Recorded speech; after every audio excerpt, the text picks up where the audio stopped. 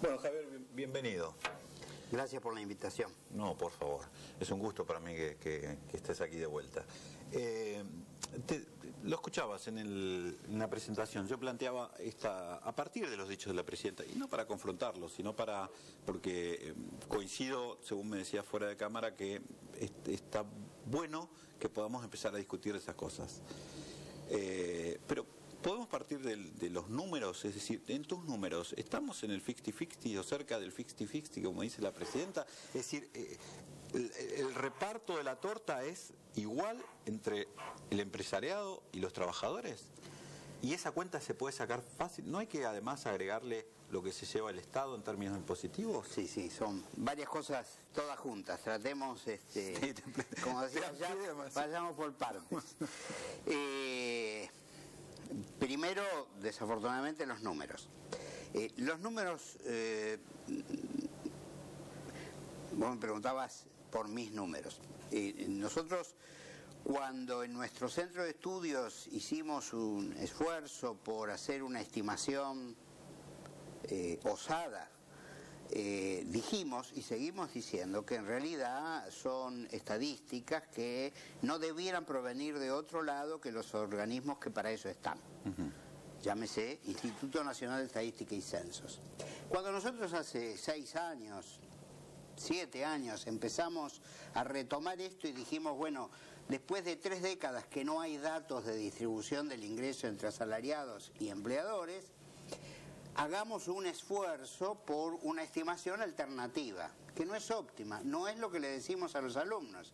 A los alumnos le decimos... 3 décadas hace que no tenemos ese... El último dato oficial elaborado por el Banco Central corresponde a una serie que va de 1950 a 1973 y se publicó en 1975. Luego no hubo datos oficiales sobre participación del salario en la renta. Sí exceptuamos un periodo de 4 años entre el 93 y el 97 aproximadamente, en que hubo estimaciones colgadas en la página del Ministerio de Economía que luego fueron sacadas. ¿Sí? Es decir, esencialmente durante 3 décadas no hubo datos.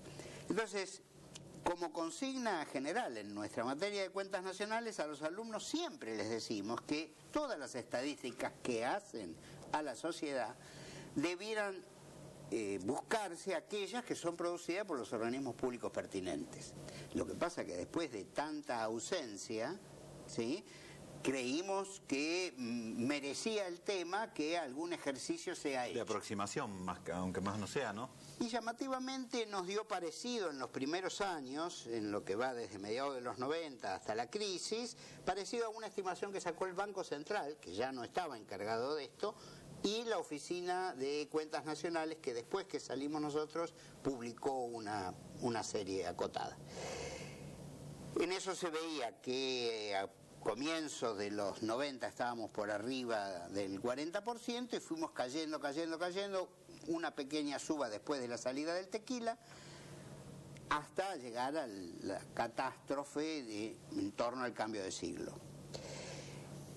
De ahí en adelante, cuando nosotros empezamos esto, recién estábamos en ese punto. Era fin del 2004, principio del 2005, cuando empezamos a hacer las estimaciones.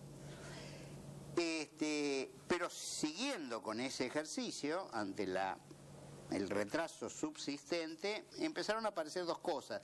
Los datos de la Dirección de Cuentas Nacionales, que empezaron a ser conocidos, daban parecido el dibujo, pero distinta la altura. La diferencia básica es una discusión técnica que no es el lugar ni el momento, pero que nos daba los cálculos de la Dirección de Cuentas Nacionales un poco mejor la situación socioeconómica con ese número que lo que nos daba nosotros. Pero el dibujo seguía siendo parecido. El dibujo, estás hablando de la estadística, el recorrido de la estadística, del gráfico. Efectivamente, digamos. Si uno imagina que tiene la posibilidad de poner el numerito año por año, en barras o en una curva, más o menos. Tal cual. El punto es que ese número oficial, el último que existe, es el correspondiente a 2008.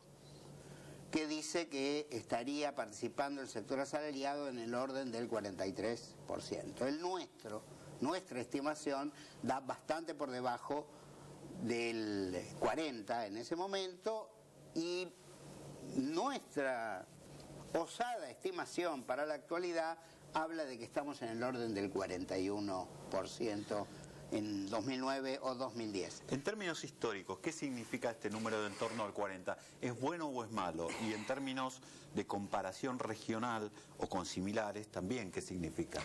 Es interesante por los dos lados, me parece a mí. En términos históricos, lo primero que hay que decir es que aunque uno hace el esfuerzo de trazar una línea, un dibujo que trate de unir todos los puntos, hay que saber que todos los puntos no significan lo mismo. ¿Por qué? Porque han cambiado las maneras de hacer las cuentas. Una cosa es hablar, el economista entiende, el que no es economista algo le suena, el Producto Bruto Interno a precio de mercado, y otra cosa es hablar del valor agregado bruto, u otra cosa es qué pasa con los factores productivos. Más allá de eso, que puede no resultar atractivo, la manera de hacer las cuentas es distinta y en distintos momentos se han usado maneras diferentes. Por lo tanto, los valores no son estrictamente comparables. El ejercicio que nosotros intentamos hacer es hacerlo lo más parecido posible. Desde ese punto de vista... ¿Y ahí qué te surge? Desde ese punto de vista tenemos alrededor del año 50, cuando Perón planteó la frase del 50-50, era que estábamos en torno de ese valor. O el dato alrededor del año 73-74 que vuelve a tener un valor parecido. Luego la tendencia es claramente creciente, con oscilaciones. Hay algunas subidas a principios de los 90, luego caídas, y ahora tenemos en estos años una recuperación. Si se me permite al aire hacer un dibujo con las manos, si nosotros estábamos en este punto y caímos mucho, ahora recuperamos mucho. Pero si me miran la mano, esta mano está todavía significativamente lejos del lugar. Esa es una manera gruesa, aproximada y precisa, pero ilustrativa. ¿Y en términos internacionales? En términos internacionales es difícil comparar con cualquiera, ¿sí? Si nos comparamos con la región, somos de los países en los que la participación del salario ha sido históricamente más alta. Entre otras cosas, porque la proporción de trabajadores asalariados en el conjunto de la fuerza laboral ha sido tradicionalmente siempre mayor. Y sobre esto una pequeña acotación, que no es una chicana. Se considera que el 50-50, la partición que decía el dibujito, es algo bueno, y en principio yo puedo coincidir, pero me parece que tengo el derecho de preguntarme ¿por qué está bien el 50-50 si los trabajadores asalariados son 3 de cada 4 de los que están en el mercado laboral? Si el 75% somos asalariados, ¿por qué está bien que ese 75% nos llevemos nada más que el 50%? Es una cuestión para pensar, pero que vale la pena ponerla en consideración, ¿no? Porque si no uno se olvida de en qué contexto lo está planteando. El otro, se me fue a donde iba con la segunda. Decías la comparación internacional. La comparación. En términos regionales teníamos partíamos de otros países tenemos históricamente más altos.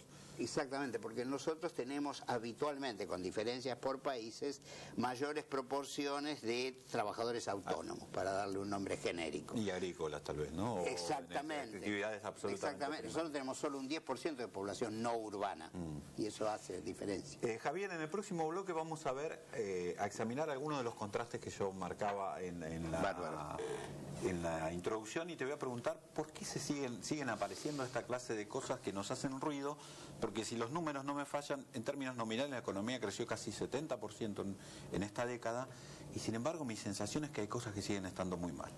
Acompáñanos.